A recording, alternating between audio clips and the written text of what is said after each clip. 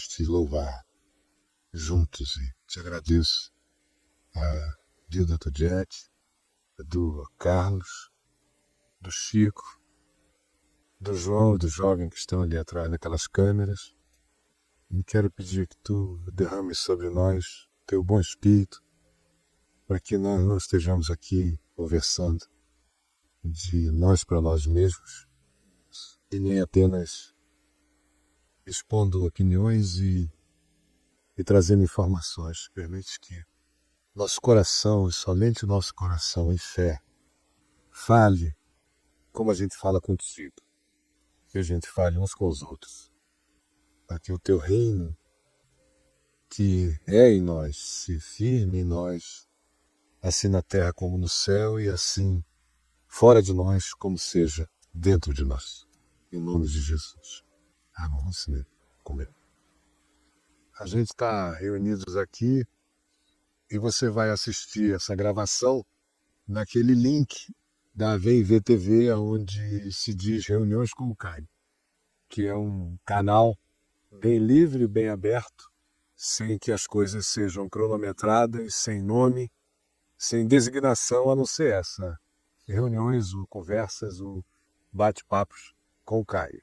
E hoje nós temos aqui com a gente o meu querido Carlos Bergantin, irmão amado, queridão, e mentor da Estação do Caminho da Graça em São Paulo, supervisor espiritual de muita gente, na cidade de São Paulo, fora de São Paulo, no Caminho da Graça e fora do âmbito do movimento do Caminho da Graça. E aqui também com a gente o Chico querido, que é meu companheiro, irmão, de jornada aqui em Brasília, e que é pessoa fundamental aqui na VGTV, nas comunicações, nos informes, no colocar programação no on-demand, nas relações diversas com você, assim como ele é no Caminho da Graça aqui em Brasília e no Brasil, se comunicando, e informando, e ensinando e pastoreando. E o Jack, que está com a gente aqui no teclado, ele é muito querido, está com a gente também desde o início aqui em Brasília. E sempre que eu posso ter o Jack assim por perto, nem que seja dedilhando só o teclado dele, me faz muito bem. Eu tenho assim uma alma meio de Eliseu. Às vezes eu preciso de uma música para profetizar, sabe? Inspirados pela música do Jack, eu já tinha conversado aqui uns 7 minutos falando sobre Eliseu, que pediu uma harpa para se inspirar, para profetizar, e quando a gente estava aqui já em estado de alfa, acabou a bateria, aí nós fomos interrompidos e voltamos para esse momento aqui. Eu ia fazer um comentário. Ia fazer um comentário, e eu estou aproveitando essa interrupção, esse estupro do momento, para conversar com você sobre isso, sobre o estupro de momentos, que é o que a gente comete o tempo todo na vida, interrompendo às vezes o fluxo, gostoso, leve. A gente faz o que aconteceu aqui ainda agora, quando a gente já estava assim, em estado de elevação, e os meus amados amigos queridos, o João e o jovem que estava ali, já fugiram porque uma das câmeras acabou a bateria. Aí o dilema deles qual era?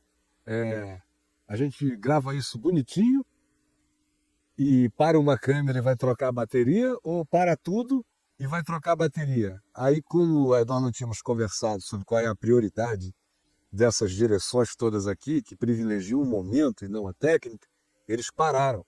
Aí, porque pararam, a gente já não tem mais como recomeçar o que só acontece se acontecer. E é sobre isso que eu quero conversar agora, a partir do nosso momento, que é um momento de interrupção.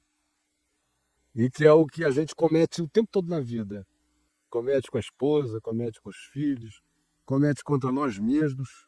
Não é? Nós temos algumas obrigações, e o meu amado amigo e irmão querido João e o jovem não vão pensar que eles estão sendo objeto de nenhum questionamento. Eles estão sendo apenas um elemento de parábola aqui nessa história, uma parábola. Então, tomando esse momento aqui, que já estava todo mundo no outro, estávamos ou não estávamos? Não? Estou colocando disquete. Aí a gente está, aí a nossa bateria está tranquila. Outra bateria. Agora, a questão é a seguinte, isso que aconteceu aqui é o que acontece na vida o tempo todo.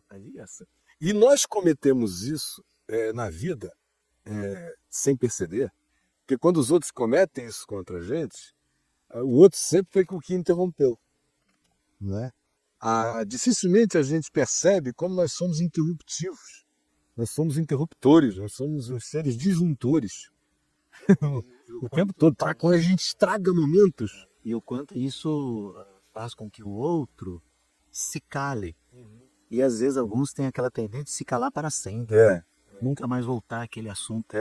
Era inclusive um assunto que poderia dar contornos à existência, mas a interrupção foi tão brusca que ele se sente tolhido. Então esse assunto não era para ser tratado. E nunca mais se trata. Ou então some a inspiração. Que a vida é feita de inspiração.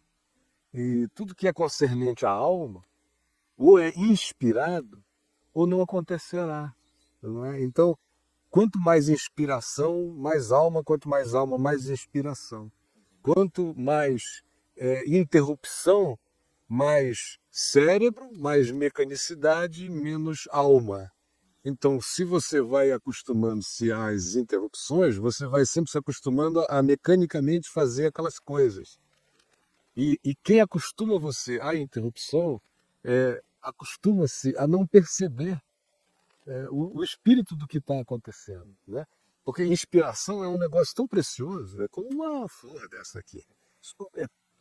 E de uma delicadeza que a gente não pode perder momentos. As pessoas mais bem-sucedidas no relacionamento com as outras, seja individualmente ou publicamente, são as que discernem momento. Momento, porque momento e eternidade são as coisas mais parecidas que existem na nossa possibilidade de percepção.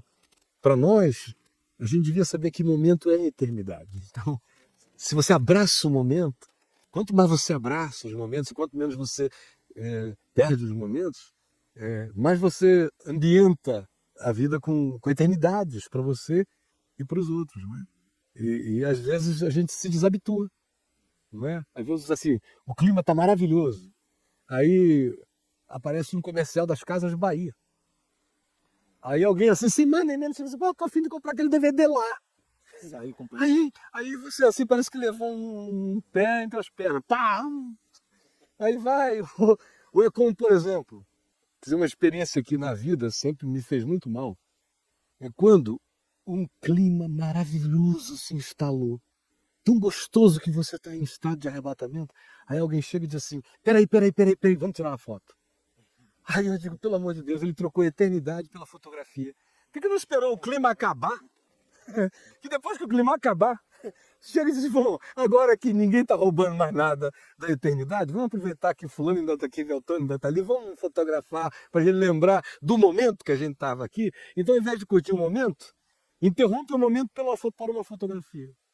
Olha, isso para mim é um retrato do que a gente faz o tempo todo na vida. Agora você acha que essa própria sociedade que a gente está vivendo hoje, essa falta de percepção, é mais presente hoje do que há anos atrás? Eu acho que a falta de educação de hoje é muito maior, o desespero para falar hoje é maior, a capacidade para ouvir hoje é quase nenhuma, de modo que o outro está dizendo e o que está aqui apenas percebeu o tema.